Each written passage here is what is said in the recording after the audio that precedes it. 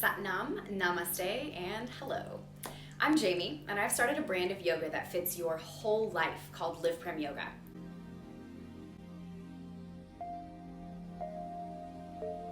There are a million options for taking yoga classes online.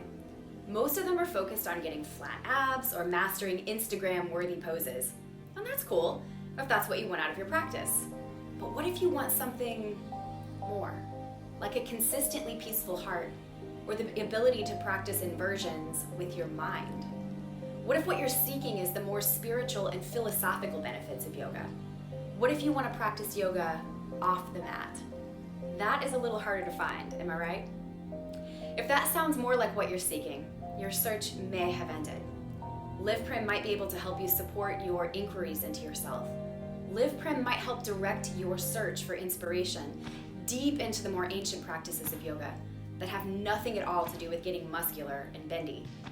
LivPrem can open your mind and your heart to inspiration that leads you to connect with the sacred, the divine, and the mystical as you define it. No dogma, no rules, no timeline, no levels of achievement. LivPrem is about curiosity, discovery, and self-led, self-defined self-mastery. You are already whole, but I want to help you remember, embody, and live that truth every day. Not to say that if you do this, you won't ever have challenges or have to navigate your own deep sorrow, or that you can check a bunch of boxes and be forever healed of your humanity. But LivPrem Yoga offers you ways of transforming your mind, reframing your experiences, and discovering the joy of being alive, even when life gets bumpy. Sounds great, right? So how do you jump in? First, go check out the LivPrem page on Patreon.